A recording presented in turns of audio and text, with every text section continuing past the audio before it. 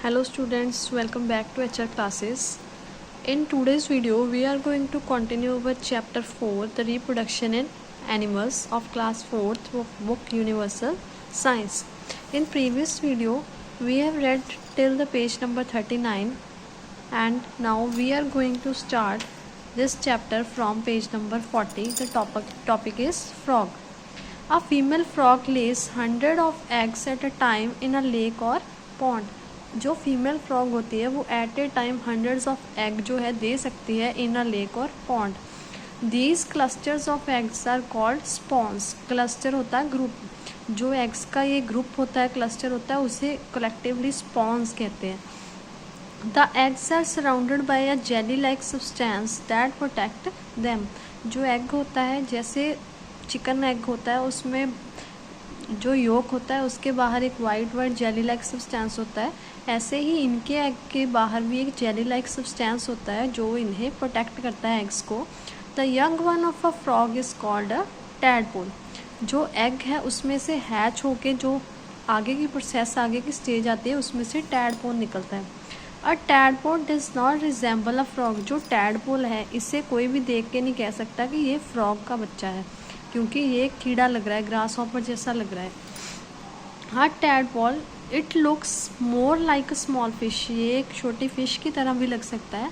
It has a long tail but has no legs. इसकी tail तो होती है पर लेग्स नहीं होती. It breathes through gill in water. जो वाटर में अंडे दिए जाते हैं तो वाटर में ही जो टैडपोल है वो ब्रीथ करेगा, और किसके थ्रू ब्रीथ करेगा? गिल्स के through. It swims and grows organs and limbs. It swims in water and Yeats water plants. वो वाटर में स्विम करता है और अपना फूड जो है वाटर प्लांट से लेता है. After 5 weeks the tadpole loses its tails and grows organs and limbs.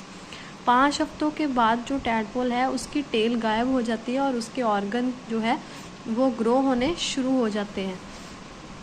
In about 11 weeks, 11 हफ्तों के बाद ये जो है फुली डिवेल्प्ड फ्रॉग बन जाता है.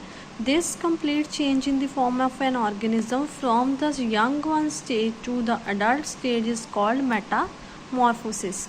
Metamorphosis एक ऐसा चेंज है जो यंग वन से लेकर अडल्ट बनने के बीच की एक स्टेज है. यानी कि अब हम कह सकते हैं कि बच्चे के पैदा होने से लेकर बड़े होने तक की स्टेज को हम बोलते हैं मेटामॉर्फोसिस. नेक्स्ट है हमारा insects. Insects such as butterflies, cockroaches and grasshopper reproduce by laying eggs. बहुत से ऐसे इंसेक्ट हैं जो रिप्रोड्यूस करते हैं अंडे देकर. The eggs undergo various stages of development before transforming into an adult insect. वो जो एग है, जैसे ये फ्रॉग है, ये 4 स्टेजेस से गुजर रहा है. 3 स्टेजेस के बाद 4th स्टेज है वो अडल्ट फ्रॉग की आती है. ऐसे ही जो एग्स है अलग अलग टाइम पे अलग अलग स्टेजेस पे से गुजरते हैं, तभी जाके लास्ट प्रोसेस, लास्ट स्टेज पे एक अडल्ट बनता है. सो इंसेक्ट ऑल्सो अंडरगो मेटामॉर्फोसिस. इसीलिए इस प्रोसेस को, मेटामॉर्फोसिस प्रोसेस को बहुत सारे इंसेक्ट जो हैं वो यूज़ करते हैं या उनमें होती है. The sequence of development that take place in an animal from the embryo to the adult stage is called a life cycle. The sequence, जो ये सीक्वेंस चल रहा है, जैसे first stage, second stage, third stage, fourth stage, इस सब को हम बोलेंगे एक लाइफ साइकिल. लाइफ साइकिल जो है वो एक सीक्वेंस, एक लड़ी होती है.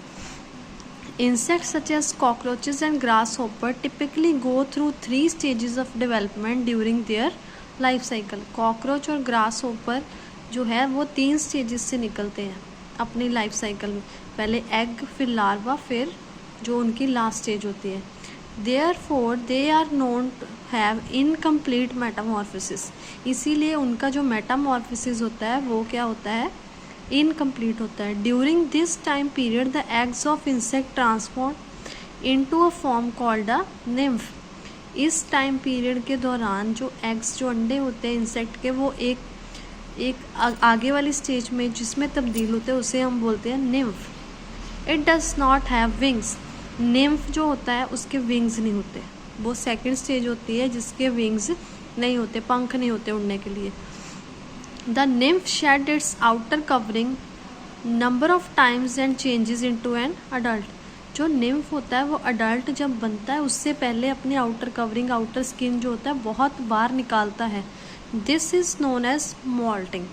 जैसे फ्रॉग मेटामॉर्फोसिस से गुजरता है, जो निम्फ होता है वो मॉल्टिंग से गुजरता है ताकि वो एक अडल्ट में कन्वर्ट हो सके। ठीक है स्टूडेंट्स, नेक्स्ट वीडियो हम यहाँ से स्टार्ट करेंगे life cycle of a butterfly से।